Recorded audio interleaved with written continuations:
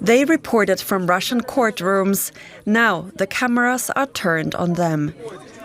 These 4 Russian journalists were sentenced in a Moscow court after being on trial since last October. The verdict was no surprise. Each of them was sentenced to 5.5 years in prison after being found guilty of working for the banned organization of the late opposition leader Alexei Navalny. Antonina Favorskaya, Sergei Karelin, Konstantin Gabov and Artyom Kryger all deny belonging to an extremist group. Amid the Russian state's tightening grip on the media landscape, they say the sentence is a further crackdown on free speech. Favorskaya and Kryger have worked for the Russian independent outlet Sot a Vision.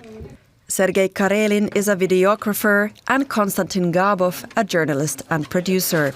Both have worked in Russia for international media, including Deutsche Welle.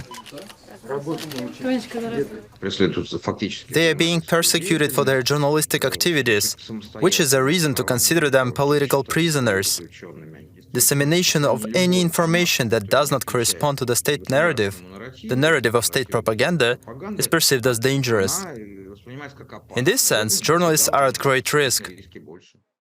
DW Director General Peter Limburg expressed solidarity with the journalist and issued a statement. The Russian regime is doing everything in its power to distort facts, treating courageous journalists like hardened criminals.